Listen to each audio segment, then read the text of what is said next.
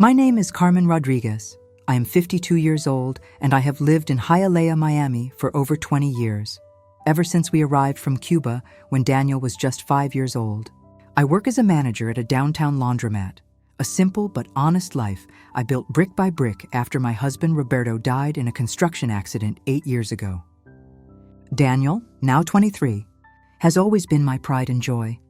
A hard-working, young man who managed to graduate in business administration from Miami-Dade College and who had recently landed a job at a logistics company in downtown Miami. That Thursday in September, the Miami heat was particularly suffocating, with that sticky humidity that makes clothes cling to your body before you even leave the house.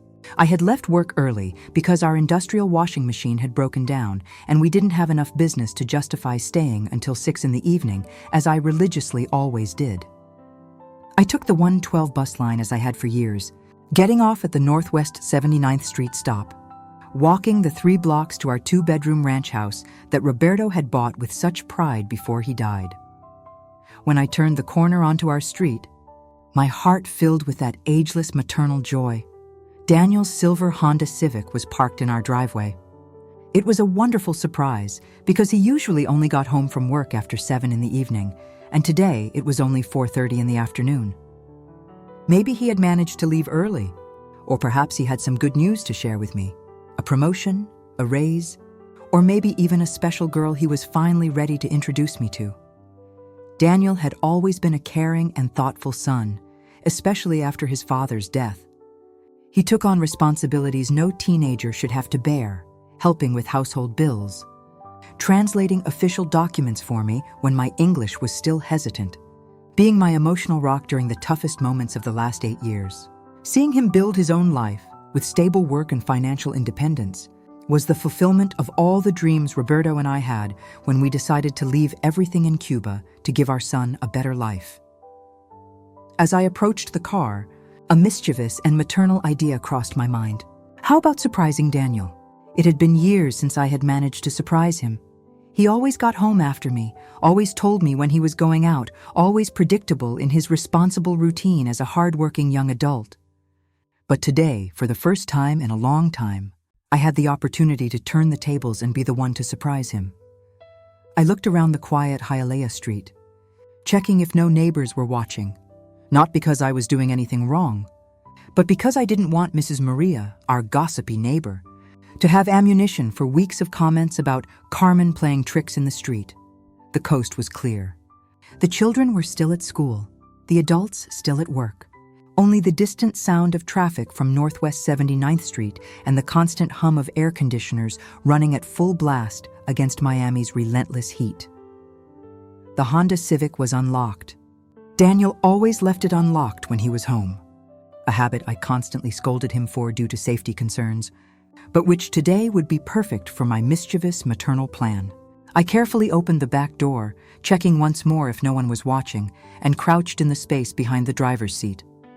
It was tight. My 52-year-old body was no longer as flexible as I would have liked, but I managed to position myself so I wouldn't be immediately visible when Daniel got into the car. My plan was simple and sweet. When Daniel got into the car to go somewhere, I would jump out shouting, "Surprise!" And we would see who could surprise whom this time. Maybe we would go together for ice cream at the Cuban ice cream parlor we frequented when he was a child. Or maybe we would simply laugh together at that spontaneous maternal moment that would become a precious memory for us to cherish. I stayed crouched for about 10 minutes, starting to regret the idea, as the heat inside the car became almost unbearable even with the windows slightly open. The leather seats were scorching against my skin, and I could feel sweat starting to trickle down my back. I was about to give up the prank and simply go inside when I heard voices approaching the car. Daniel was talking to someone, his familiar voice carrying that slight Miami accent he had developed over the years, naturally mixing English and Spanish like all young Cuban Americans in the area. But there was something in the tone of his voice that immediately put me on alert.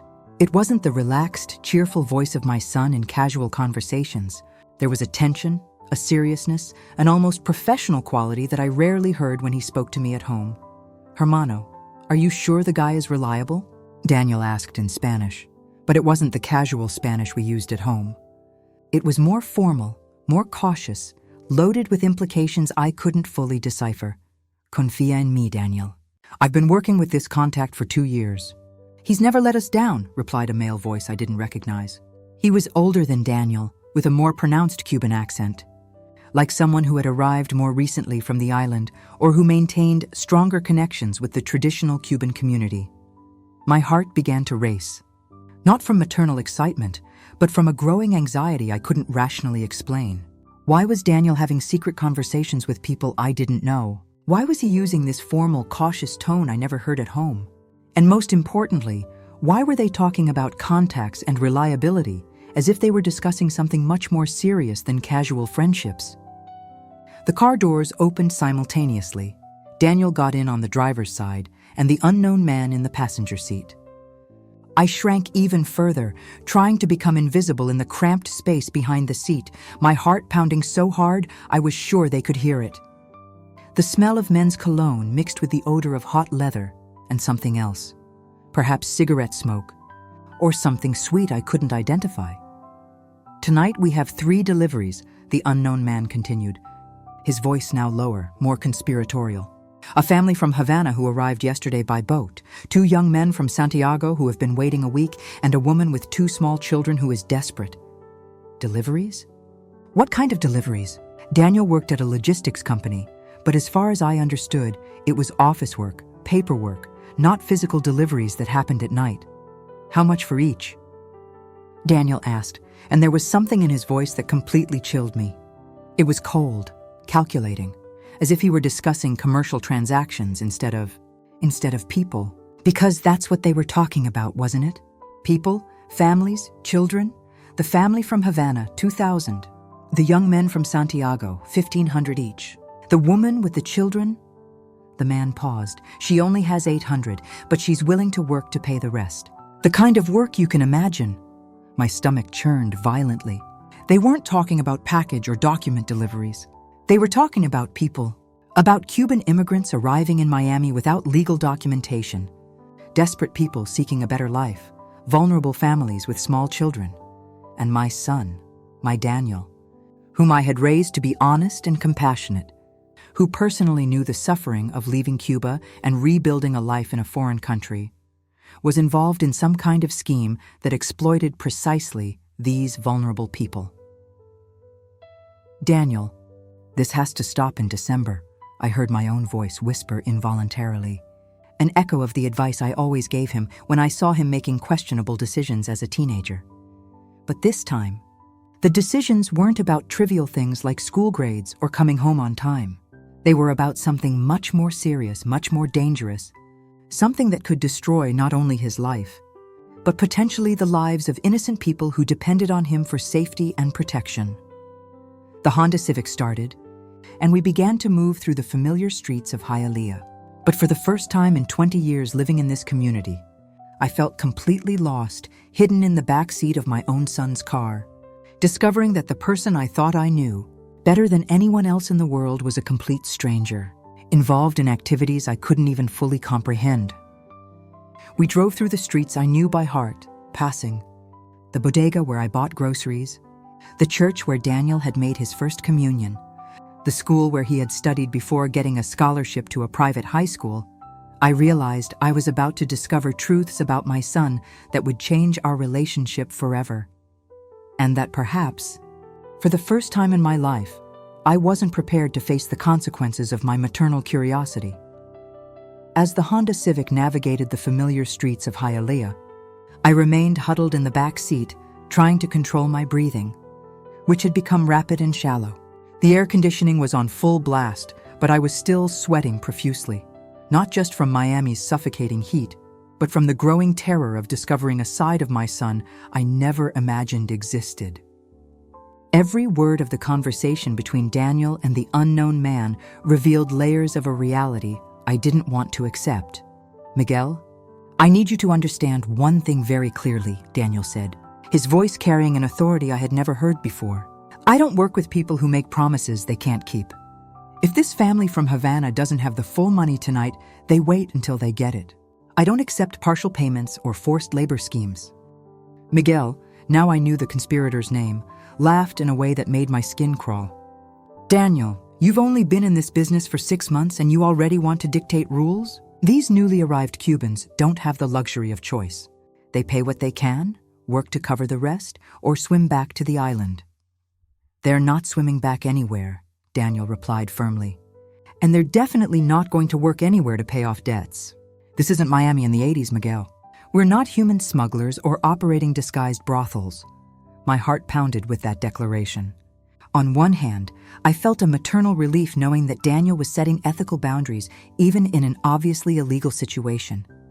On the other hand, the very existence of this conversation confirmed that my son was deeply involved in criminal activities that could destroy our family and put innocent people in danger. All right, Miguel conceded, but his voice carried irritation. "We'll do it your way today." "But Daniel, you need to understand that this business isn't charity.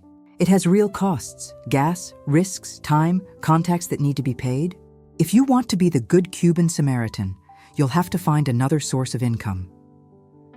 Daniel remained silent for a few minutes as he stopped at a red light on Northwest 42nd Avenue. I could see the back of his head, the dark hair I had cut when he was a child, now perfectly styled as he always kept it for work. But there was a tension in his shoulders that I recognized. It was the same posture he took as a child, whenever he was struggling with difficult decisions or problems he didn't know how to solve. "Miguel, can I ask you a question?" Daniel finally broke the silence. "How did you get into this life? I mean, were you always this what, Daniel? A criminal? An exploiter of desperate immigrants?" Miguel laughed bitterly.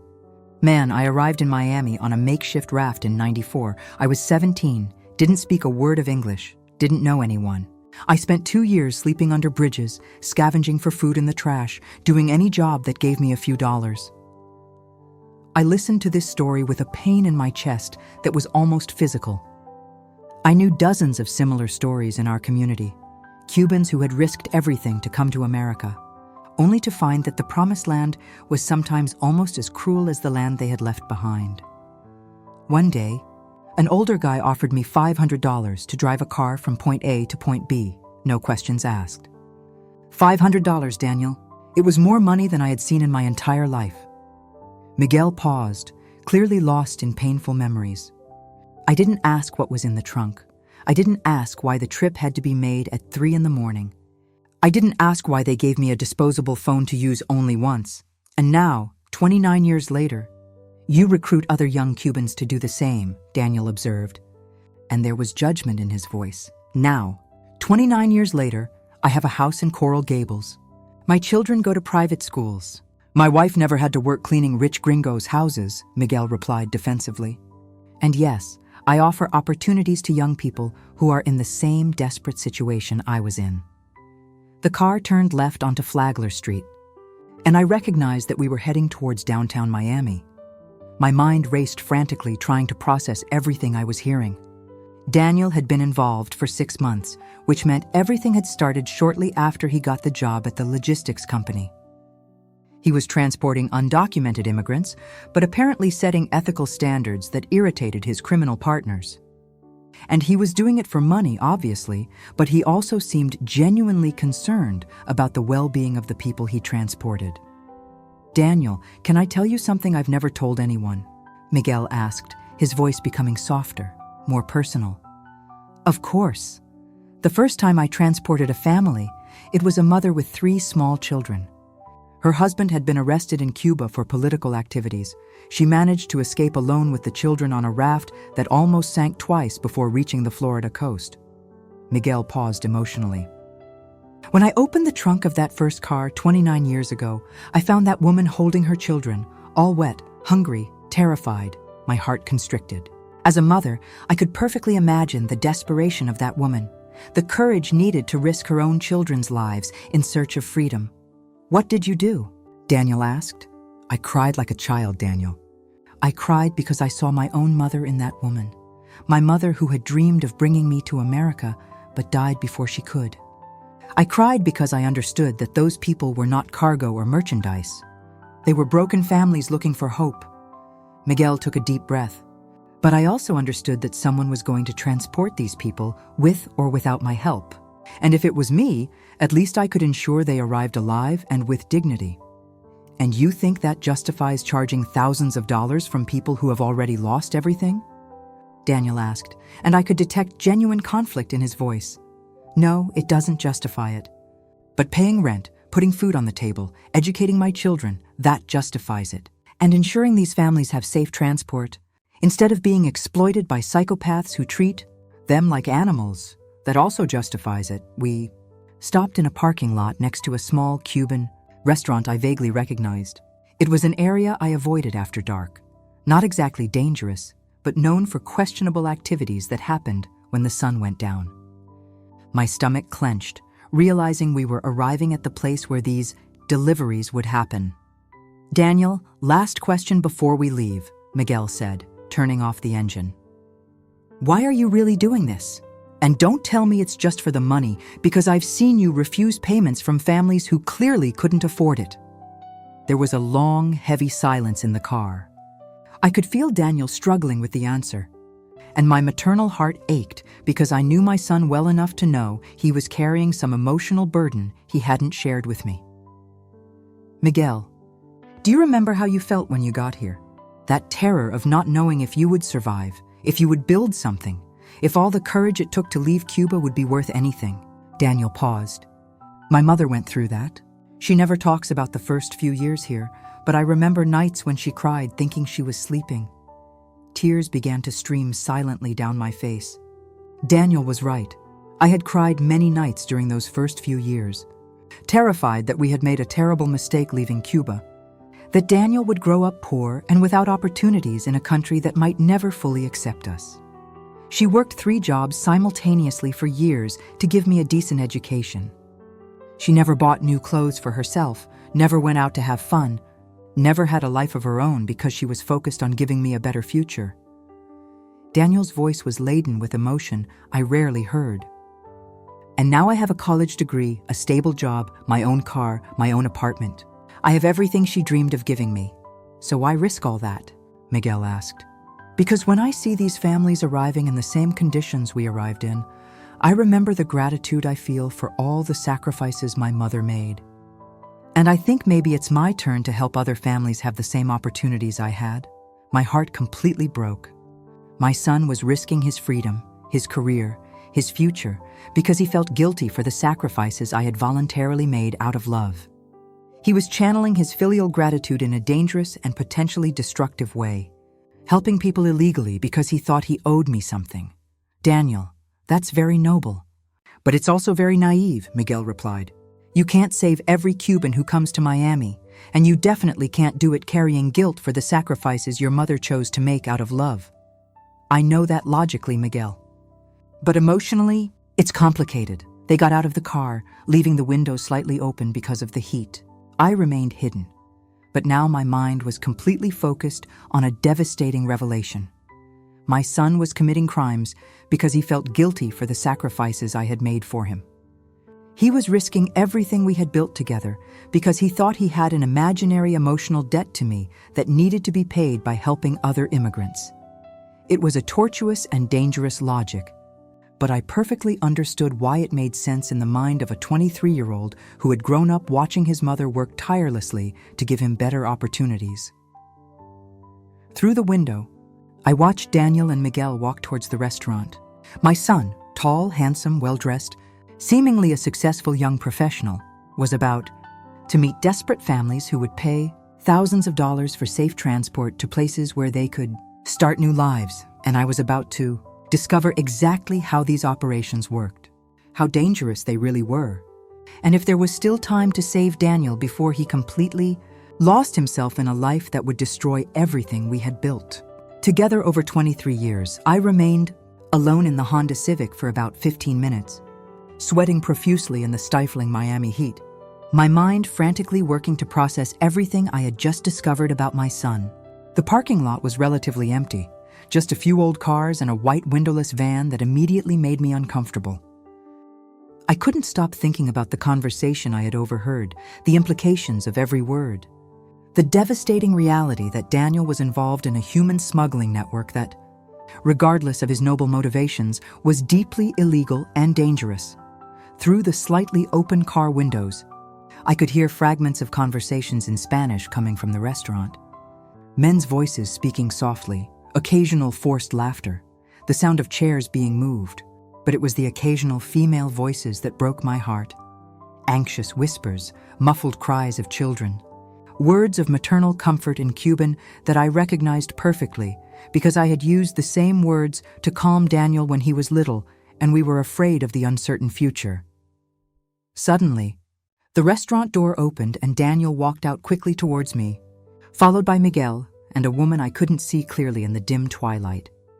I panicked, shrinking even further into the back seat, trying to become invisible as my heart pounded so hard I was sure they could hear it even from outside the car.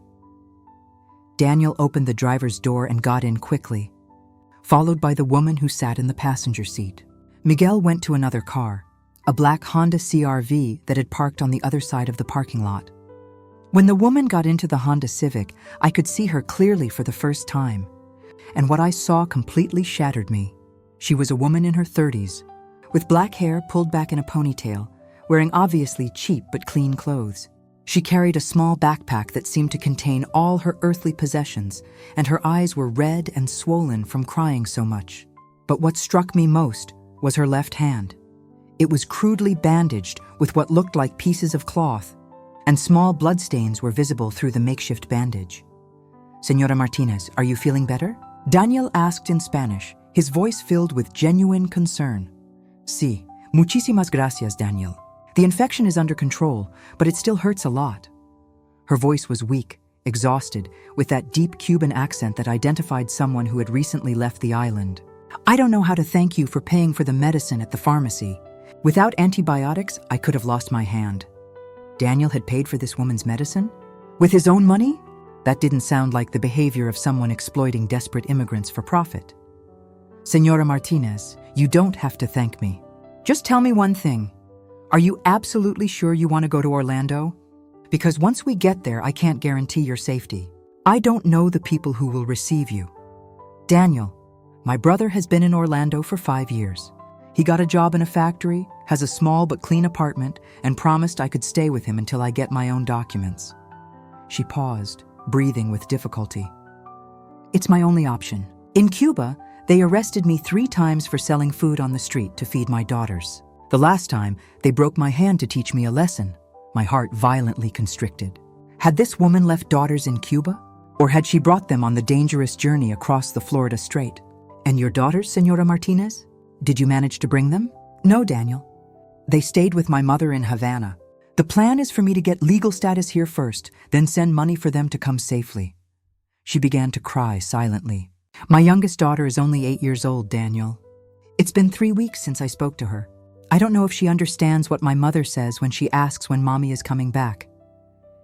Tears streamed freely down my face. As a mother, I could perfectly imagine the devastating suffering of leaving small daughters behind. The desperate courage needed to make that impossible choice. Daniel started the car, but before driving off, he turned to face Señora Martinez directly. "Listen, I know you've already paid for my services, but I want you to understand one thing very clearly. If at any point during this trip you feel unsafe, if you don't like the people we're going to meet in Orlando, if you have any doubts about your safety, let me know immediately. I can bring you back to Miami tonight. You would do that? Even losing money? Señora Martinez, I have a mother who made incredible sacrifices to give me a better life in this country. I could never look myself in the mirror knowing that I contributed to permanently separating another mother from her daughters." We began to move through the streets of Miami, heading towards I-95 North in the direction of Orlando. During the first 20 minutes of the trip, Daniel and Señora Martinez talked about trivial matters: the weather, the differences between Miami and Orlando, job opportunities for women who didn't speak English fluently. But as we left the metropolitan Miami area and the road became darker and more isolated, the conversation took a much more serious and disturbing turn. "Daniel, can I ask you a personal question?" Señora Martinez asked hesitantly. "Of course, you're very young to be in this business, and very kind too. How did you start transporting people like me?" There was a long silence in the car. I could see Daniel struggling with the answer, clearly unaccustomed to explaining his motivations to his own clients. Senora Martinez, 6 months ago. A friend offered me an opportunity to earn extra money by helping Cuban families arriving in Miami. At first, I thought it would just be driving people from point A to point B, earning a few dollars. No questions asked. Daniel paused, organizing his thoughts. But on the first trip, I transported a family with 2 small children. The father had been tortured in a Cuban prison. The mother was 8 months pregnant, and they had absolutely nothing but the clothes on their backs. What happened to them? I managed to connect them with legal refugee aid organizations in Miami. I didn't charge anything for the transport, and I even helped with money for medicine for the father. Daniel took a deep breath. That's when I realized that this job wasn't just about money for me. It was about using my privileged position to help people who were in the same desperate situation my family was 20 years ago. Senora Martinez remained silent for a few minutes, clearly processing this information. Daniel, you know that what you're doing is very dangerous, don't you? Not just legally, but physically too. What do you mean physically? There are other people in this business who are not as principled as you. People who transport drugs along with immigrants, who sell information to authorities when it suits them, who exploit women in terrible ways. Her voice became lower, more frightened. And these people don't like competition, especially competition that makes their work seem cruel by comparison. My blood ran cold. Daniel wasn't just committing federal crimes by transporting undocumented immigrants. He was potentially putting himself in conflict with much more dangerous criminals who wouldn't tolerate his ethical approach. Senora Martinez, has anyone ever threatened you for using my services instead of other people's services? Not directly, but last week, when I was waiting at the Cuban restaurant where we met, I heard 2 men discussing a young man who was ruining the business by being too generous with prices and too careful with families. She looked at Daniel with genuine concern. Daniel, they know who you are. They know about your methods, your prices, your reputation in the community. Daniel stopped talking, concentrating on the road, but I could see the tension growing in his shoulders. We were now on a more isolated part of I-95, with few lights and little traffic, exactly the kind of place where bad things could happen without witnesses. Daniel, Senora Martinez continued softly, I don't know what your family situation is, but if you have people you love, people who depend on you, maybe you should consider stopping this before something terrible happens. It was at that moment that I fully understood the gravity of the situation. My son was not just involved in human smuggling. He was becoming a target for more violent criminals who saw his compassion as a threat to their own businesses. And he was doing all this carrying guilt for the sacrifices I had voluntarily made out of love, without even realizing that he was risking everything I had worked to build for him. When we reached the vicinity of Orlando, an hour and a half later, I had made the most difficult decision of my life as a mother. I could no longer remain hidden in the back seat, pretending I didn't know what was happening. Daniel was in real danger, and our family was about to be destroyed by consequences he couldn't adequately anticipate. It was time to confront my son, regardless of how painful that conversation would be for both of us. We arrived in Orlando around 8 in the evening, stopping in a parking lot behind a closed Latin supermarket. The area was dimly lit, with only a few security lights creating circles of clarity amidst the growing darkness. Daniel helped Senora Martinez out of the car, carrying her small backpack and constantly checking his surroundings as if expecting danger to emerge from the shadows at any moment. Throughout the entire trip, I had remained huddled in the back seat, my mind frantically trying to understand how I had reached this point, how my responsible and caring son had transformed into this young man who risked everything by transporting undocumented immigrants.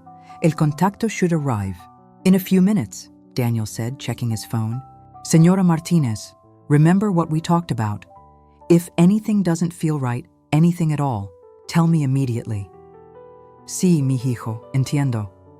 She gently touched his arm. Daniel, I want you to know that regardless of what happens from now on, you treated me with more dignity and respect than anyone in the last 6 months. My family will never forget your kindness. Observing this interaction from the back seat, my heart was torn between maternal pride and absolute terror. I could clearly see that Daniel had developed a genuine emotional connection with the people he transported.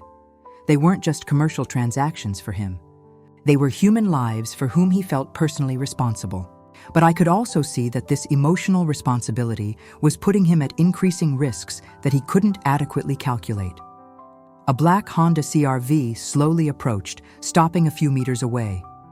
Two men got out. One was Miguel, whom I recognized from the previous conversation, and another I had never seen. The second man was shorter, stockier, with visible tattoos on his arms and a way of moving that immediately put me on alert. There was something predatory in his posture, something that grotesquely contrasted with the respectful kindness Daniel showed. "Daniel, this is Raul," Miguel introduced casually. "He's going to take Señora Martinez to her brother in Orlando." Raul approached Señora Martinez with a smile that didn't reach his eyes. "Señora, let's go quickly. I don't like to stay still for too long in one place." "One moment," Daniel interrupted, subtly placing himself between Raul and Señora Martinez. "Raul, first time we're working together.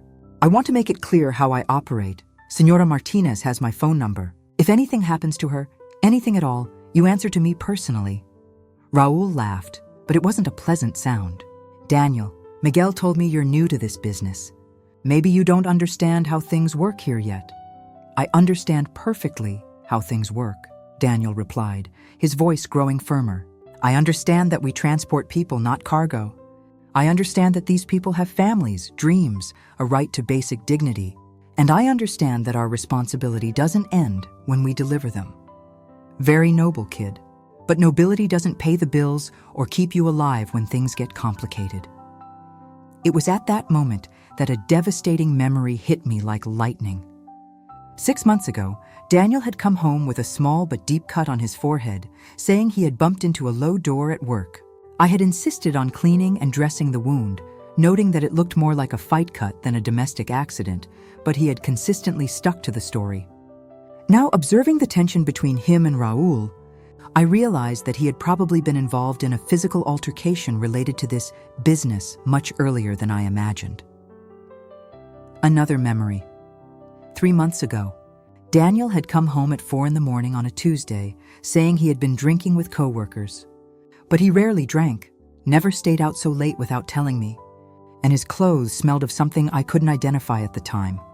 Now I recognized it as the odor of fear. Sweat and gasoline from long, stressful trips. One more memory, 2 weeks ago. I found $1,200 in cash hidden in a sock in his room when I was cleaning. When I asked, he said he was saving money to surprise me.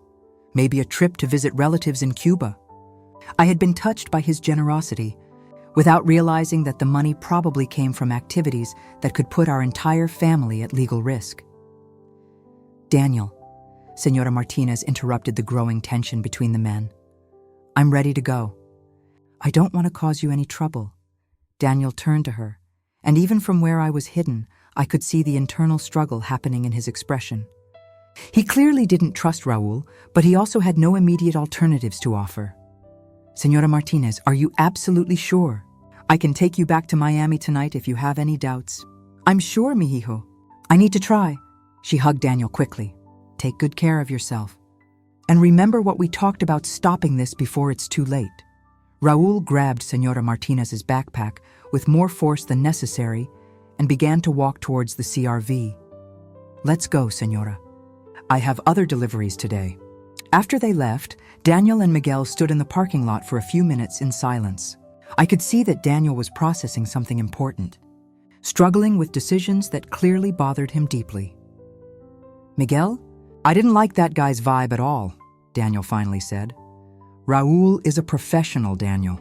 He's been doing this work longer than you've been old enough to drive." "That's exactly what worries me. He treats people like merchandise, not human beings." Daniel took a deep breath. "Miguel, I'm thinking of quitting this." "Daniel, you're making more money in 6 months than most Cubans make in 5 years working honestly." "Why would you stop now?" "Because I don't want to turn into a guy like Raul. Because I don't want to lose my soul making money from other people's suffering. And because," Daniel hesitated, "because if my mother found out what I'm doing, it would kill her." My heart completely broke with those words. My son was right. Finding out about his activities was killing me, but not for the reasons he imagined. I wasn't devastated because he was breaking laws or because he might be arrested.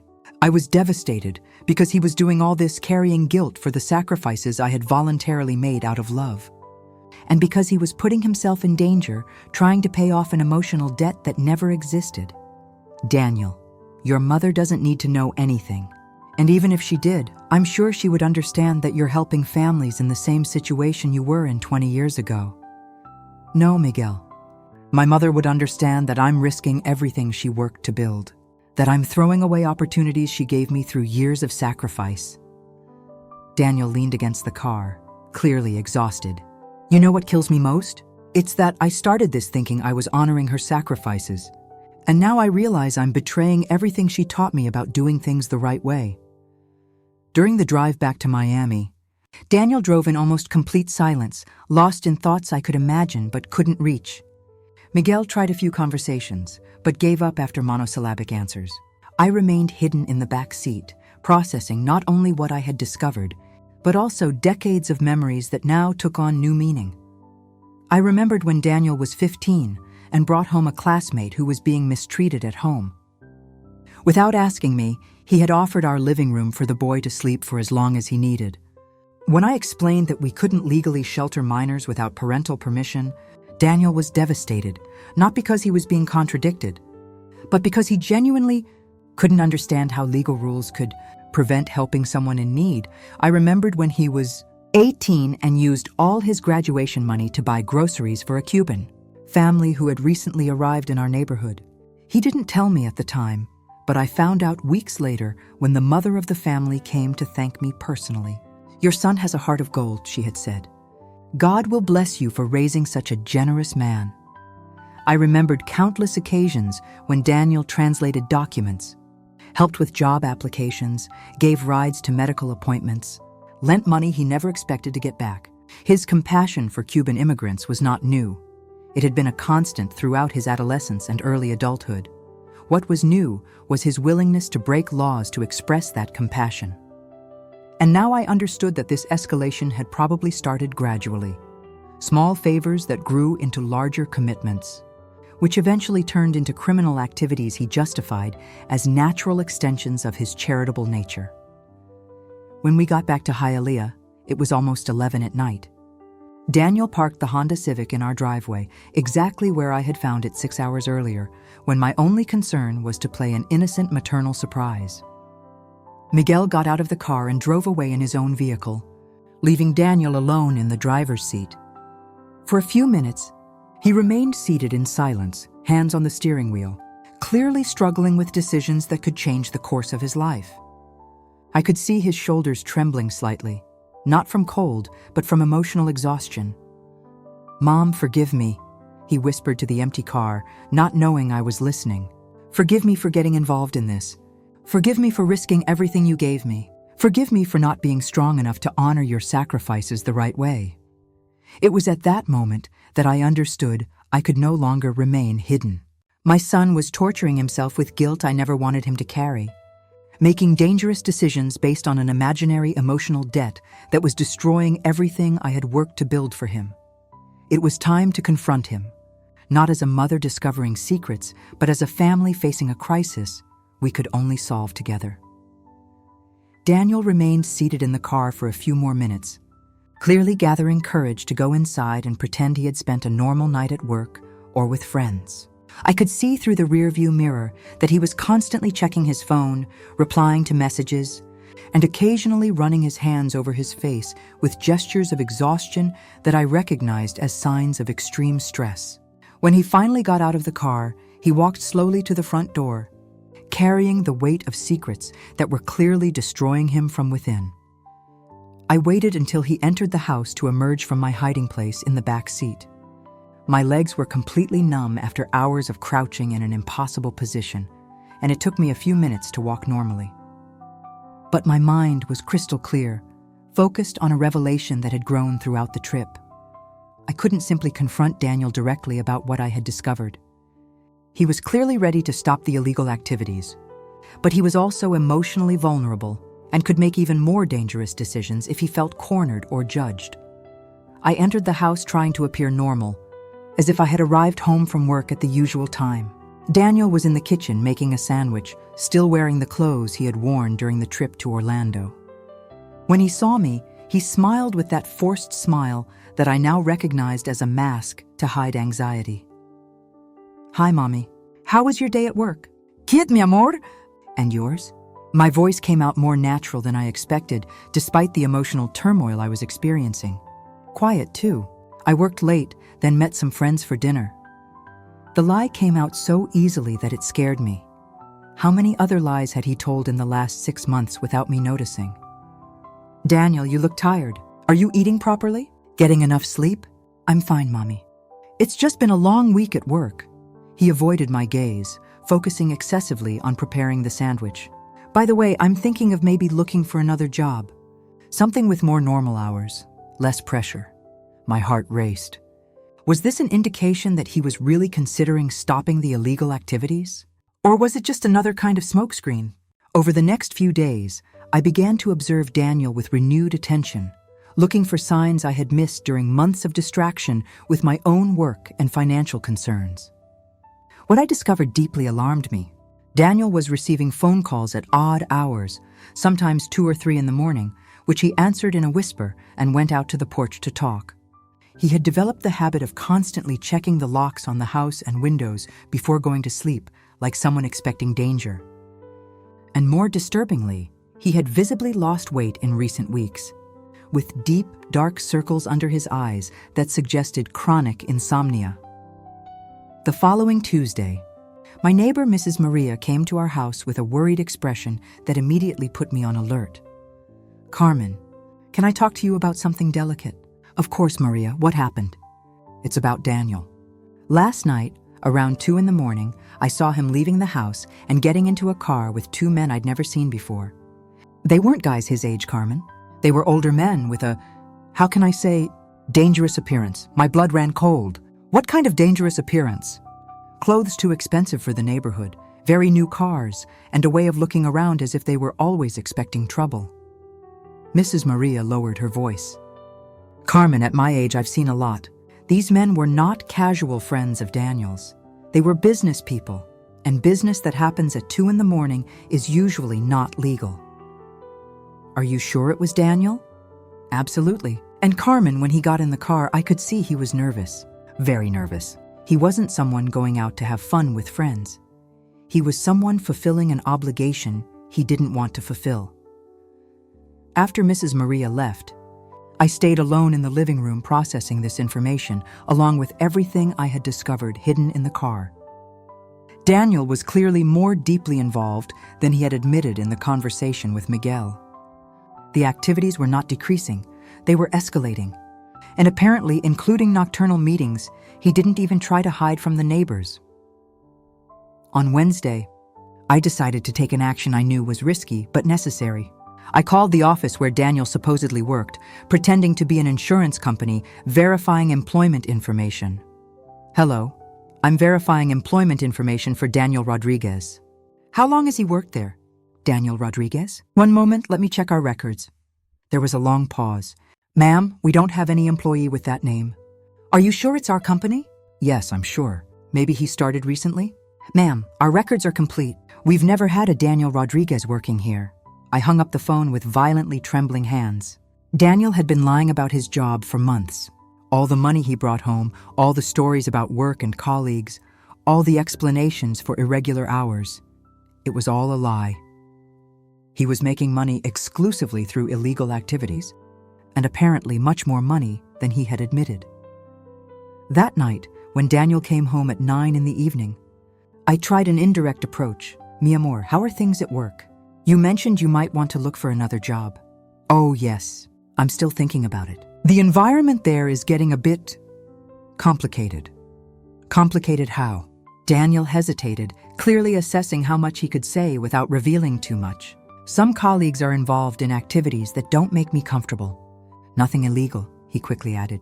"Just questionable ethics." The irony of that statement hit me like a punch. Daniel was criticizing imaginary colleagues for ethically questionable activities, while he himself was involved in human smuggling.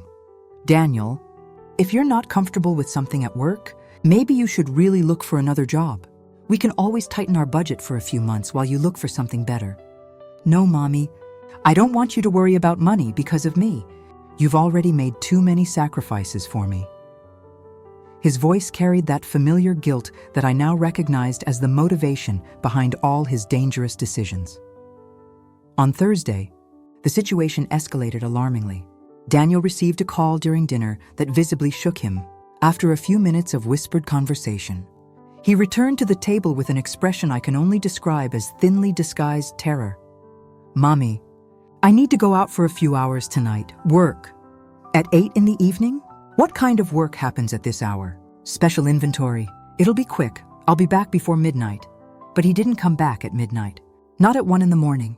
At 2 in the morning, I started calling his cell phone constantly, but it went straight to voicemail. At 3 in the morning, I was pacing the house like a caged animal, imagining the worst possible scenarios. At 4 in the morning, I was about to call the police when I heard the key in the lock. Daniel entered the house clearly shaken, with rumpled clothes and a visible scratch on his neck that definitely wasn't there when he left. Daniel, what happened? Where were you? Why didn't you answer the phone? Sorry, Mommy. The inventory took much longer than we expected, and my phone ran out of battery. He completely avoided my gaze.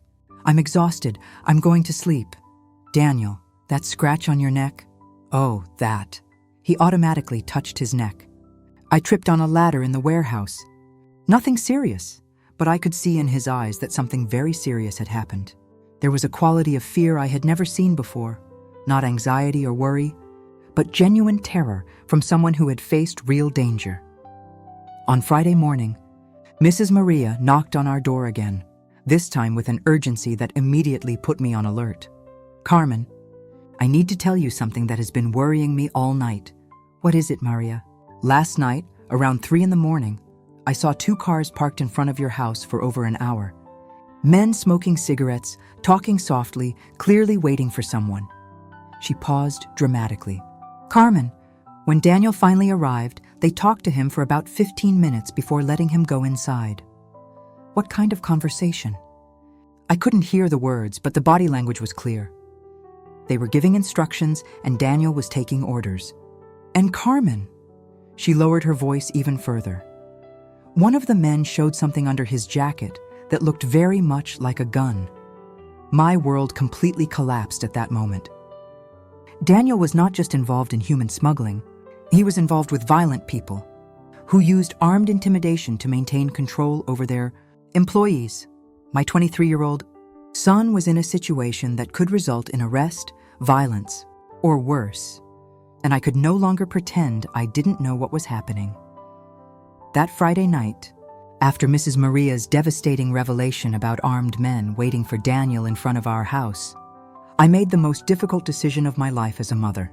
I could no longer be a passive observer while my son sank into a situation that had clearly spiraled out of his control. But I also couldn't simply confront him directly, because now I knew that dangerous people were monitoring our family. Any sudden change in Daniel's behavior could be interpreted as betrayal, putting both of us at even greater risk. I needed a plan. I needed professional help, and I needed to act quickly before the situation escalated into real violence. Saturday morning, I woke up at 5 in the morning with a mental clarity I hadn't experienced in days. Daniel was still sleeping, or pretending to sleep, so I took the opportunity to make a call I knew was risky but necessary. I called my cousin Roberto, who had worked as a private investigator in Miami for over 15 years and had connections in both the Cuban community and with legal authorities. Roberto, it's Carmen. I need your help with something very delicate involving Daniel. Carmen, good to hear your voice. What's going on with our boy? I told Roberto everything I had discovered, from the accidental discovery in the car to the conversations with Miguel, Senora Martinez, and the armed men in front of the house. Roberto listened in silence, asking occasional questions, but mostly absorbing information. Carmen, the situation is much more serious than you imagine. What Daniel is doing is not just casual human smuggling. From what you describe, he's involved in an organized network that likely has connections to other criminal activities. What kind of other activities? Drugs, money laundering, fake documents, prostitution. These networks rarely do just one thing, Carmen. And when someone like Daniel, young, idealistic, with ethical principles, enters an organization like that, he quickly becomes either a liability or a threat. My blood ran cold. What do you mean, a liability or a threat? A liability if he starts questioning too much, if he refuses orders, if he tries to impose moral limits that interfere with profits. A threat if he decides to report them or leave the organization taking sensitive information. Roberto paused gravely. Carmen, in both cases, people like Daniel are usually eliminated. Roberto, what can I do? How can I get my son out of this situation? First, you can't do anything alone.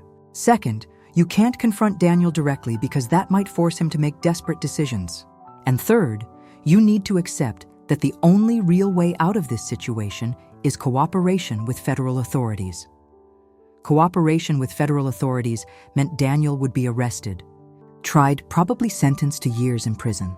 It meant everything I had worked to build for him would be destroyed. But Roberto was right. It was better than prison than death. Roberto, how do we start? Let me make some discreet calls. I have contacts at the FBI who specifically deal with human trafficking and criminal organizations directing immigrants. I'll explain the situation. See what kind of cooperation agreement can be offered to Daniel. Cooperation agreement? If Daniel agrees to provide information about the organization, names, locations, methods, financial connections, he might get partial immunity or a significantly reduced sentence. But Carmen, that also means he becomes a federal informant, which carries its own risks. After I hung up the phone, I sat in the kitchen processing the magnitude of the decision I was about to make. I was contemplating turning my own son over to federal authorities. I was considering turning him into an informant who would have to testify against dangerous people who knew our address, our routine, our vulnerabilities. But when I remembered the look of terror I had seen on Daniel's face the night before, when I thought about the armed men waiting in front of our house, when I imagined the consequences of not acting, I knew I had no real choice. Daniel appeared in the kitchen around 9 a.m, clearly not having slept well. He had deep dark circles under his eyes and his hands trembled slightly when he poured coffee. Buenos dias, mommy. How did you sleep? Well, mi amor, and you? You look tired. Just some things at work have been worrying me. He sat at the kitchen table, stirring his coffee without actually drinking it. Mommy, can I ask you a question? Of course. If you found out I had gotten involved in something complicated, something that started with good intentions but became dangerous, would you still love me? My heart broke. Daniel was clearly struggling with guilt and fear, looking for a way to tell me the truth without fully admitting what he had done. Daniel, there is nothing in this world you could do that would make me stop loving you. I might be disappointed, I might be worried, I might be scared, but I will never stop loving you. Tears began to stream down his eyes. Even if I had put our family in danger? Even if I had made choices that could destroy everything you worked to give us? Especially then, mi amor, because that would be when you would need my love and support the most. Daniel cried silently for a few minutes, and I had to control myself not to confess that I already knew everything, that I was already working on a plan to get us out of this situation. Mommy, if I needed your help with something very serious, something that could be dangerous, would you help me? Without hesitation. Even if it meant our lives could change completely? That maybe we would have to leave Miami, start over somewhere else. Daniel, our family survived leaving Cuba and rebuilding an entire life in a foreign country. We can survive anything as long as we face it together. That afternoon, Roberto called me back with information that was simultaneously hopeful and terrifying. Carmen, I spoke with Special Agent Lisa Morales of the FBI. She specifically handles human trafficking in the Miami area and knows the organization you described well. The good news is that they have been setting up an operation for months to dismantle this network. The bad news is that the operation is about to happen, with or without Daniel's cooperation. What does that mean? It means that in a few weeks, all these people will be arrested. If Daniel is still involved when that happens, he will be arrested with them. But if he cooperates now, before the operation, he can receive protection and almost complete immunity. How do we approach Daniel? Agent Morales wants to meet with both of you tomorrow night at a neutral and safe location. She will explain exactly what the situation is, what Daniel's options are, and what the risks are if he doesn't cooperate. And if Daniel refuses to cooperate, then he will be arrested along with the rest of the organization, probably sentenced to 10 to 15 years in federal prison. That night, I cooked Daniel's favorite dinner, arroz con pollo with black beans and ripe plantains, knowing it might be our last normal family meal for a long time. During dinner, I tried to memorize every detail, the way he smiled when he told funny stories, how his eyes lit up when he talked about his dreams for the future, how he still called me mommy with that tenderness he hadn't lost even through the worst moments. After dinner, as we washed dishes together, Daniel finally gathered the courage for the conversation I knew we needed to have. Mommy, remember when you asked me if I would love you even if I had gotten involved in something dangerous?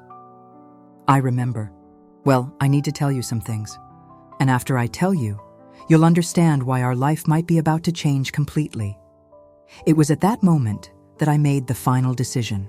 Instead of letting Daniel confess everything and carry the guilt of having destroyed our family, I decided to take control of the situation. Daniel, before you say anything, I need to tell you something. Last Thursday, when you were at work, I saw your car parked in front of the house earlier than usual. I decided to surprise you and hid in the back seat. His face completely paled. I heard your entire conversation with Miguel. I was with you on the trip to Orlando. I know about Senora Martinez, about Raul, about everything. Daniel sat down heavily in a kitchen chair, burying his face in his hands. Mommy, you don't understand. I got myself into a situation I don't know how to get out of. And now it might be too late. It's not too late, mi amor. But we need to act fast, and we need to be very brave. It was then that I told Daniel about my conversation with Roberto, about the FBI agent, about the imminent operation that could save him or destroy him, depending on the choices we made in the next few hours. The expression on his face changed from terror to cautious hope. You would do that for me, even knowing it could be dangerous? Daniel, there is nothing in this world I wouldn't do to save my son. Sunday night, Roberto drove us to a discreet restaurant in Coral Gables, far from Hialeah and the Cuban community where Daniel was known. Special Agent Lisa Morales was waiting for us at a table in the back, dressed in casual clothes that made her look like an executive dining alone rather than a federal investigator about to decide our family's fate.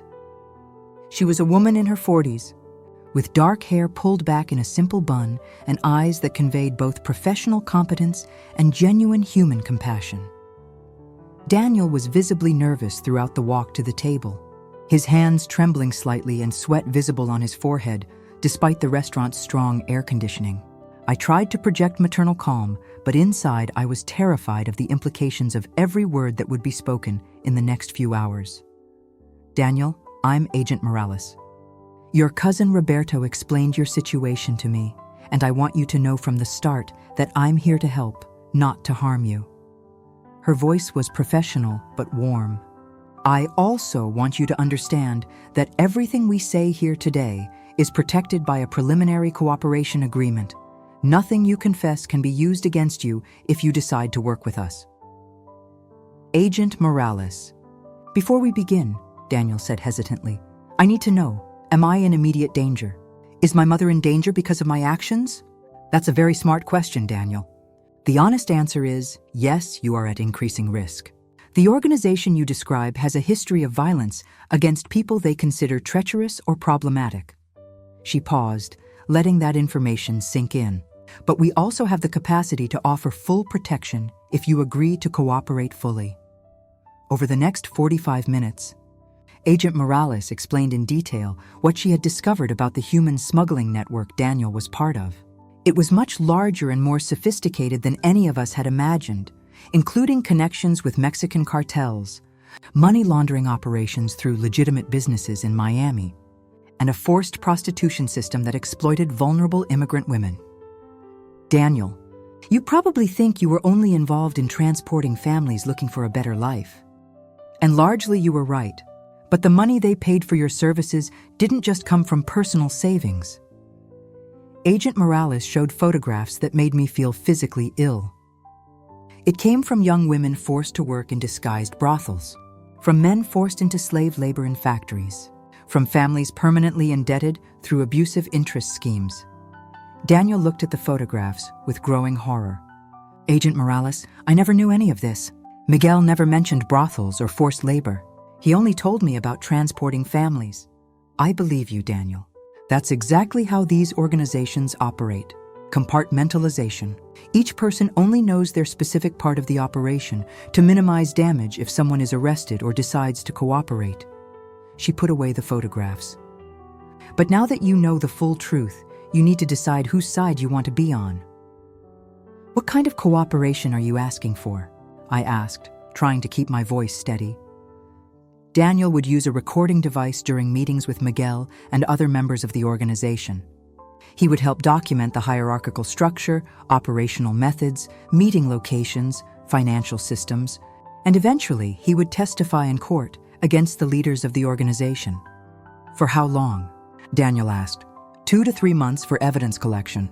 Then, depending on when the cases go to trial, perhaps another 6 months to a year for testimony. And during that time, would we be safe? Full federal protection, new identity if necessary, relocation to another state, financial assistance during transition. Agent Morales leaned forward. Daniel, I won't lie. There are risks. But the risks of not cooperating are much greater. What happens if I refuse? Our operation proceeds without your help. In approximately 3 weeks, we will arrest the entire organization based on evidence we have already collected. You will be arrested with them, accused of conspiracy to commit human trafficking, money laundering, and possibly other federal crimes. She paused gravely. We're talking about 15 to 20 years in federal prison, Daniel. The silence at the table was deafening. Daniel looked at his own hands, clearly struggling with a decision that would change the rest of his life. I desperately wanted to help him, give advice, make the decision for him. But I knew that choice had to come from him. Agent Morales, Daniel finally spoke. If I cooperate, what is the probability that these people will actually be convicted? What is the chance that all this risk will be worth it? With your cooperation, we have over a 90% chance of securing significant convictions against the leaders of the organization. Without your cooperation, perhaps 60% and much slower sentences. And the people they help? Families like Senora Martinez? What happens to them? Daniel, that's the question I was hoping you'd ask. Agent Morales smiled for the first time during the entire conversation. The families who are genuinely being helped will be connected with legal refugee assistance organizations. Those who are being exploited will be released and receive support to rebuild their lives. And future families will no longer be victims of exploitation because this network will no longer exist. Daniel looked at me, seeking guidance I didn't know how to give. Mommy, what do you think? Mi amor, I think you already know what the right decision is. The question is whether you have the courage to make it. Agent Morales, if I agree, when do we start? Tomorrow morning. Miguel will call you this week for another operation. They always call. When he calls, you accept normally, but you will be wearing a recording device that will record the entire conversation and the subsequent meeting. What if they suspect something? We have security protocols, emergency signals, backup teams. Daniel, we've been doing this for years. We know how to keep informants safe. Daniel took a deep breath, then looked directly into Agent Morales' eyes. All right. I accept. I will cooperate. Daniel, Agent Morales replied, you are making the bravest and most difficult decision of your life, and potentially saving hundreds of people in the process. On Monday morning, Agent Morales appeared at our house at 7 a.m. with technical equipment that looked like something out of a spy movie. The recording device was the size of a shirt button, completely undetectable when Daniel wore it, and capable of transmitting audio in real time to a surveillance van discreetly parked in the neighborhood. Daniel, remember? Act naturally. Don't ask questions you wouldn't normally ask. Don't try to steer the conversation towards specific topics. Just be yourself and let them talk. At 11 a.m, exactly as Agent Morales had predicted, Miguel called. Daniel, we have work for tonight. A large family, 5 people, need to go to Tampa, pays $3,000. Sure, Miguel. Same old scheme? Yes, but this time there's a difference. We'll have company during the trip. 2 of our colleagues who are transporting merchandise to the same destination. My blood ran cold. Listening to this conversation through the monitoring equipment Agent Morales had installed in our house. Merchandise probably meant drugs, which would make this operation much more dangerous for Daniel. What kind of merchandise? Daniel asked, trying to sound casual. Nothing you need to worry about, kid. Just focus on your part of the job. After Miguel hung up, Agent Morales confirmed our worst suspicions. Daniel, this combined operation confirms that they are escalating their activities and testing your loyalty. It's exactly what we expected, and exactly what we need to build a solid case against them. But as the day progressed and the time for the meeting approached, a growing fear settled in my heart. Daniel was going to get into a vehicle with armed criminals, transporting both people and drugs, using a recording device that could result in immediate death if discovered, and there was no turning back. The operation that Monday night started normally, but quickly turned into a nightmare that would change our lives forever. Daniel left home at 7 in the evening, wearing the invisible recording device and carrying the special phone Agent Morales had given him for emergencies. I stayed home with 2 federal agents, listening in real time through monitoring equipment as my son headed for what could be his last mission as a transporter of undocumented immigrants. For the first 2 hours, everything went as planned. Daniel met Miguel at the usual location, received instructions about the family he would transport to Tampa, and began the journey with crystal-clear recordings of conversations that provided detailed evidence about the structure of the criminal organization. The family, 2 parents with 3 small children, seemed genuinely grateful for the opportunity to start a new life away from Miami, unaware that they were participating in the operation that would eventually dismantle the entire network. But at 9:30 at night, something went terribly wrong. Daniel, we heard Miguel's voice through the recording device. We have a problem. Ramon says he has information that someone in the organization is cooperating with federal agents. My heart stopped. Through the equipment, I could hear the car engine slowing down, suggesting they were stopping somewhere unplanned. What kind of information? Daniel asked. And I admired his ability to keep his voice calm despite what must have been absolute terror. Information that someone young, someone new to the organization, someone who asks a lot of questions about ethics and morality, might be using a recording device. The 2 federal agents in our living room immediately began speaking urgently into their radios, coordinating backup teams to locate Daniel and intervene if necessary. But we all knew that if Miguel really suspected Daniel, they could kill him before any rescue team could arrive. Miguel, that's paranoia, Daniel replied. His voice still controlled, but with a tension I could detect as a mother. Who would give that kind of information? And why? I don't know, kid. But Ramon wants to talk to you personally. Now.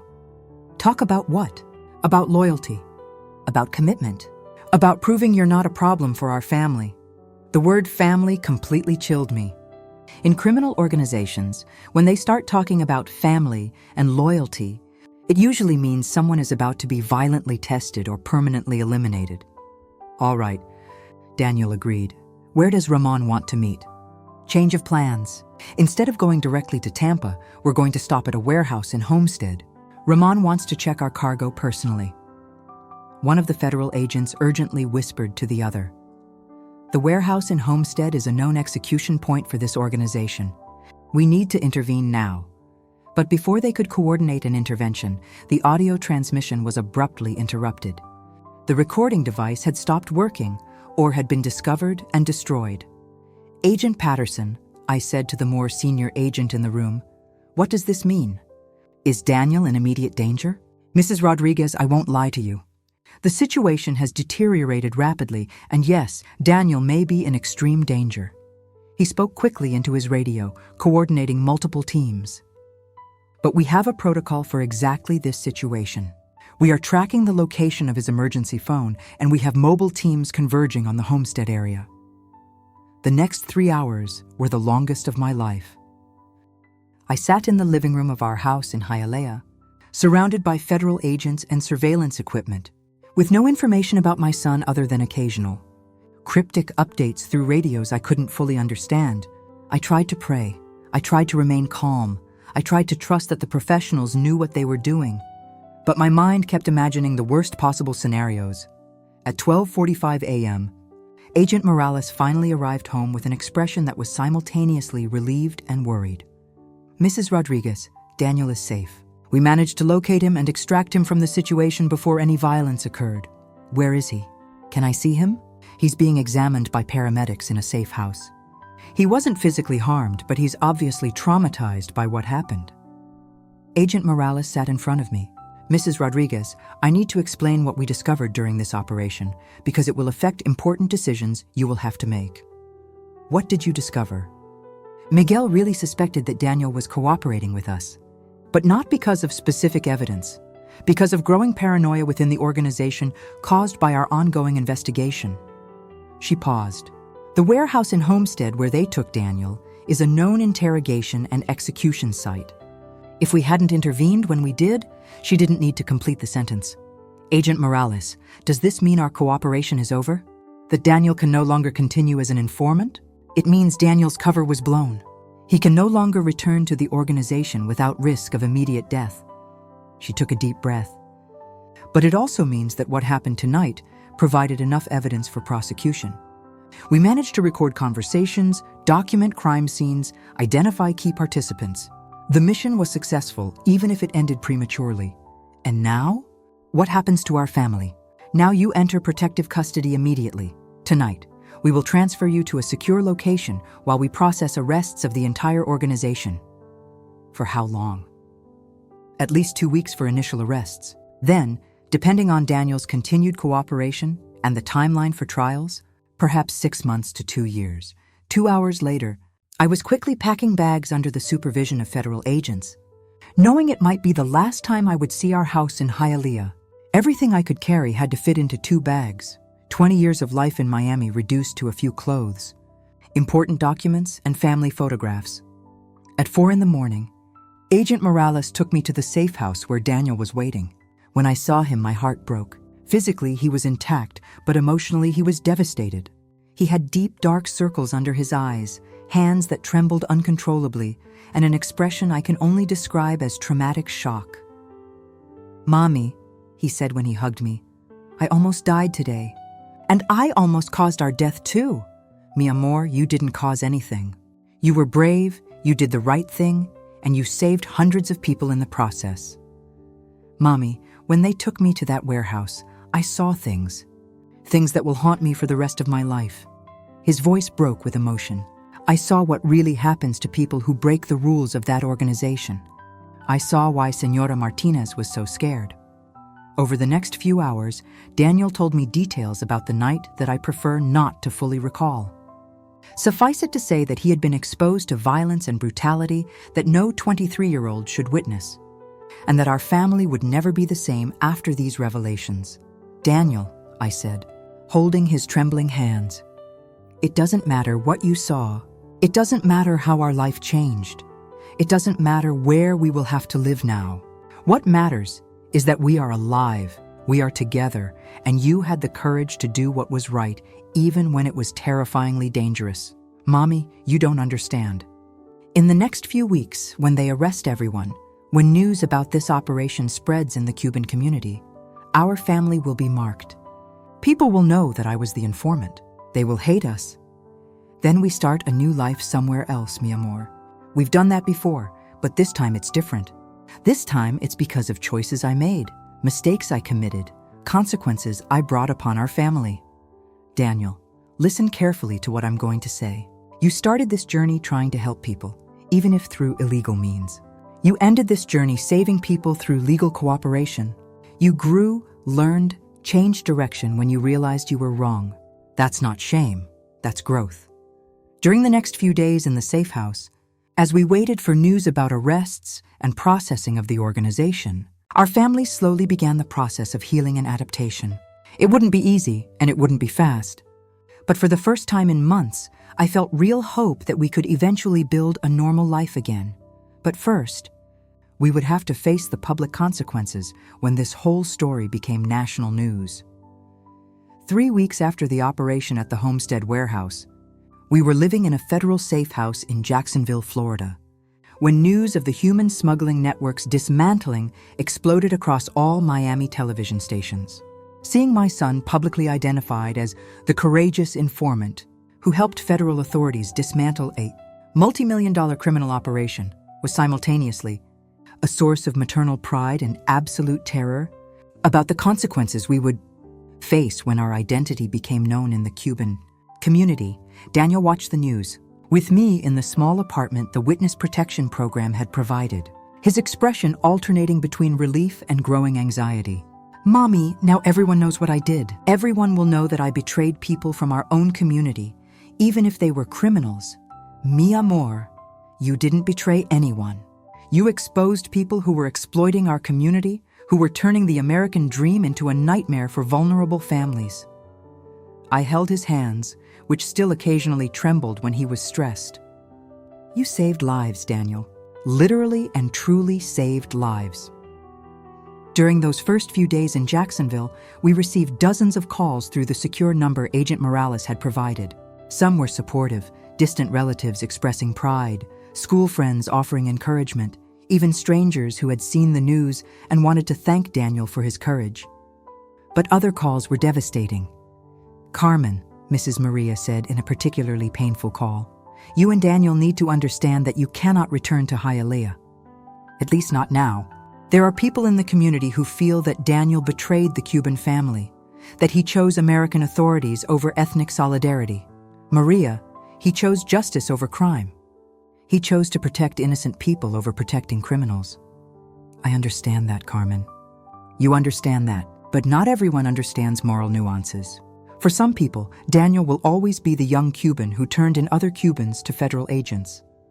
Her voice carried genuine sadness. "I'm just warning you that there is real anger in parts of the community." This devastating reality became even clearer when we tried to maintain contact with friends and acquaintances through social media. Posts about Daniel ranged from enthusiastic support to brutal condemnation, with commentaries that broke my heart. "Traitor of his own people, sold out to the Americans, forgot where he came from." But there were also voices of support that gave me hope. "Hero for protecting innocent families. Courage to do what was right. Example of how young people can change direction when they realize they are wrong." "Daniel," I said on a particularly difficult evening when he was reading online comments about our story, "you cannot carry responsibility for the ignorance of other people. You made a decision based on moral clarity, not on political expediency. But Mommy, these are people we've known for decades. Families who helped us when we arrived from Cuba. How can they not understand that I was trying to protect other families just like us? Because trauma makes people protective of anything that represents their community, even when elements within the community are causing harm." I sat beside him on the small couch. "Daniel, when people have gone through suffering like forced migration, they sometimes develop a loyalty that goes beyond logic. They protect anyone who shares their background, even when those people don't deserve protection. During our second week in Jacksonville, we received an unexpected visit that changed our perspective on community reaction. Señora Martinez, the woman with the injured hand whom Daniel had transported to Orlando, had somehow discovered our location through a network of immigrant families and asked permission to visit us. "Daniel," she said when she entered our temporary home, "you saved my life twice. First, when you transported me safely to my brother in Orlando. Second, when you exposed the people who were planning to traffic my daughters from Cuba using debt bondage." "What do you mean?" "When the police arrested the entire organization, they discovered plans to bring my daughters to America through a scheme where I would be forced to work in a brothel to pay off the transportation debt." Tears started flowing down her face. "Daniel, if you hadn't stopped this organization, my little girls would have been enslaved." This revelation was devastating and liberating simultaneously. Daniel had not only exposed a criminal organization, he had specifically prevented the exploitation of children whose mothers he had helped previously. "Señora Martinez," Daniel replied, "I don't know what to say. Say that you feel proud of what you accomplished. Say that you understand that real heroes sometimes make enemies when they protect innocent people. She held his hands firmly. And say that you will continue living with dignity because there are hundreds of families who are alive and free today because of your courage.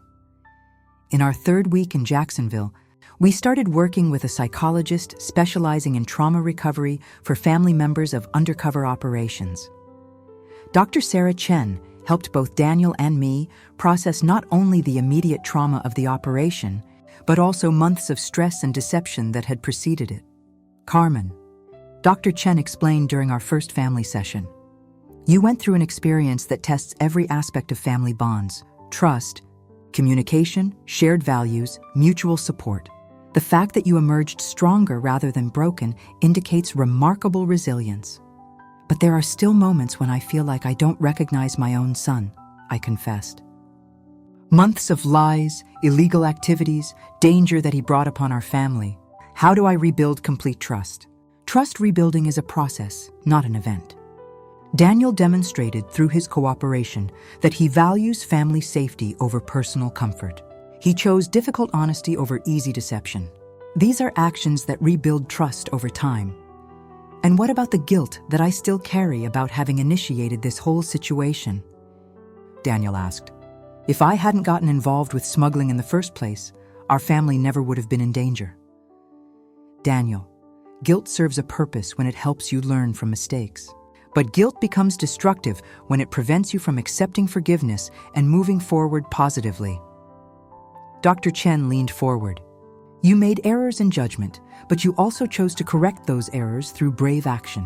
That is the very definition of redemption. During our fourth week in Jacksonville, Agent Morales visited to discuss long-term plans for our family's future.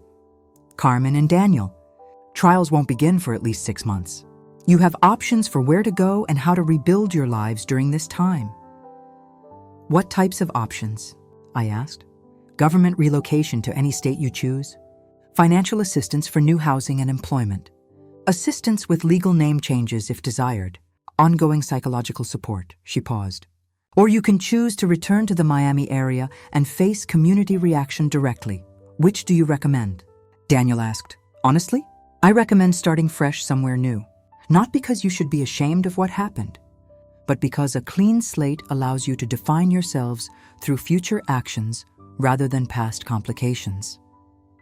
That evening, Daniel and I sat on the small porch of our temporary home, watching the sunset over Jacksonville and discussing the decision that would determine the rest of our lives. Mommy, part of me wants to return to Miami to face the people who criticize us, to prove that we are not cowards or traitors. And what part of you wants to do that? The part that still feels guilty, that thinks I need to suffer consequences to truly pay for my mistakes. Daniel, consequences are not always about suffering. Sometimes consequences are about learning, growing, using experience to help other people. I took his hand. What do you really want for your future? I want to study criminal justice. I want to work helping young Latinos avoid the mistakes I made. I want to use my experience for positive change rather than dwelling on guilt. Then, we move somewhere where you can pursue those goals without the distraction of community politics or past history. The next morning, we informed Agent Morales that we wanted to relocate to Arizona, where Daniel could attend Arizona State University's renowned criminal justice program and where our family could start completely fresh.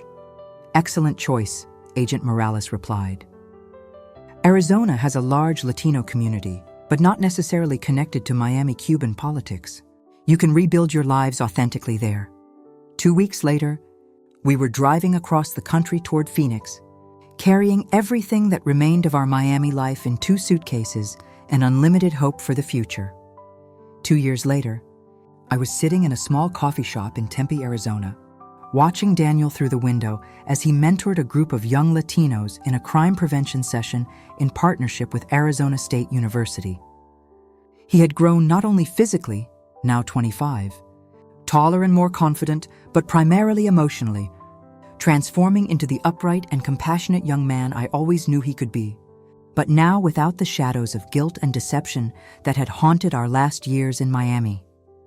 Our life in Phoenix had been a revelation of healing and rebuilding that exceeded my most optimistic expectations. Daniel had not only been accepted into ASU with a partial scholarship based on his unique background and essay on redemption, but had become a respected student leader who used his experience with crime to help other young people avoid similar mistakes. His reputation on campus as someone who had been there, done that, and learned from it made him an incredibly effective mentor. "Mommy," Daniel said when he entered the coffee shop after his session, "today was particularly good. One of the kids, Kevin, has been approached by people offering money for transportation jobs that sound suspiciously similar to what I used to do." "And what did you tell him?" I told him the whole truth. About how it started with good intentions, how it escalated into danger, how it almost destroyed our family, and how the only way out was complete honesty and a willingness to accept consequences. He sat across from me, ordering his usual Cuban coffee that this particular coffee shop had learned to make especially for its regular customer. I also told him about all the people who were hurt because of my initial silence, and all the people who were helped when I finally chose to speak up. During these 2 years in Arizona, our relationship had been rebuilt on a foundation of complete honesty that hadn't existed before. Daniel told me everything now: struggles in school, financial concerns, dates that didn't go well, friends he worried about, dreams for his future career. And I shared with him my own challenges, difficulties adapting to a new city, occasional loneliness for Miami friends who still maintained contact, financial stress of starting over in our 50s. "Daniel, I have good news to share today," I said, pulling out a letter I had received that morning. I received a response from the University of Arizona about my application for their master's program in social work, and I was accepted, with a graduate assistantship that will cover tuition and provide a small stipend. I smiled, feeling a pride I had not experienced in a long time. I'll be able to pursue a career helping immigrant families navigate legal and social systems. Daniel's face lit up with genuine joy. "Mommy, that's incredible. You'll be able to use everything you learned during our experience to help other families avoid or overcome similar situations." Exactly. And even better, the University of Arizona has a partnership program with ASU, so we'll be working in related fields and could potentially collaborate on projects. Our conversation was interrupted by a young woman approaching our table hesitantly. She appeared to be college age, with long dark hair and a nervous expression that immediately reminded me of myself during those first difficult years in Miami. "Excuse me?" she said in heavily accented English. "Are you Carmen and Daniel Rodriguez? The people who helped expose the human trafficking ring in Miami?" Daniel and I exchanged a quick glance. Even after 2 years and a cross-country move, our story occasionally followed us. "Yes," Daniel responded carefully. "That's us. How can we help you?" "My name is Sofia Herrera. My family arrived from El Salvador 3 years ago, and recently we discovered that the people who helped us get here were connected to a trafficking operation similar to what you exposed." She sat down without invitation, clearly desperate for conversation. "Authorities said that you might be able to provide guidance on how to deal with trauma and community backlash." During the next hour, Sophia shared a story that was both heartbreakingly familiar and uniquely her own. Her family had paid smugglers to bring them from El Salvador to Phoenix, not realizing that the smugglers were part of a larger organization that exploited families through debt bondage and forced labor. When Sophia's older brother tried to speak up about the conditions, they threatened to deport the entire family. "Sophia," I said after she finished her story, "the first thing you need to understand is that none of this is your family's fault. You were victims, not collaborators. But people in our community say that we should have known better, that we should have found legal ways to immigrate. Legal immigration from El Salvador to the United States takes years or decades. If it happens at all," Daniel responded, with a passion that showed how much he had learned about immigration policy during his studies. "Families fleeing violence don't have the luxury of waiting for a perfect legal solution. Besides," I added, "people who criticize the difficult choices that families make in desperate situations usually haven't faced those situations themselves." During our conversation with Sophia, I realized how much healing our own family had accomplished. 2 years ago, Daniel still carried crushing guilt about every person who had been affected by his involvement with trafficking. Now he was able to speak about the experience with wisdom rather than shame, offering help rather than seeking absolution.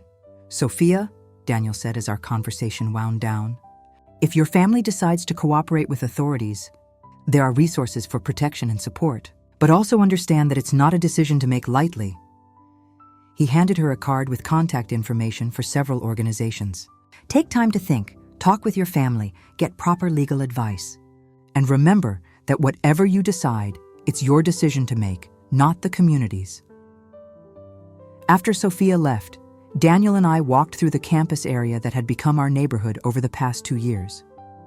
The spring weather in Arizona was perfect, warm but not overwhelming, with clear skies that seemed to symbolize the clarity our lives had achieved. "Mommy," Daniel said as we walked, "today was a good reminder of how far we've traveled, literally and emotionally." "What do you mean?" 2 years ago, discussing trafficking and informant cooperation would have triggered panic attacks for both of us. Today, we managed to offer helpful guidance to someone in a similar situation without emotional devastation. You're right. Healing isn't just about forgetting trauma. It's about transforming trauma into wisdom that can help others. Exactly. And Mommy, there's something else I want to discuss with you. We sat on a bench overlooking a mountain view that still amazed me after 2 years of Arizona living. Agent Morales called yesterday. All trials were completed, all convictions were secured, and our obligation as protected witnesses is officially over. Does that mean that we could return to Miami if we wanted? Yes, but it also means that we're completely free to choose whatever life we want, wherever we want to live it. And what do you want? I want to stay here, Mommy. I want to finish my degree, continue working with at-risk youth, maybe eventually pursue law school. Daniel looked directly at me. But only if you also want to stay. Our decisions should be made together now. Daniel, for the first time in my life, I feel like I'm living a life that I chose, rather than a life that circumstances forced on me. I smiled, feeling a contentment that had been elusive for so many years. I want to stay too. That evening, we cooked dinner together in the small apartment that had become our home.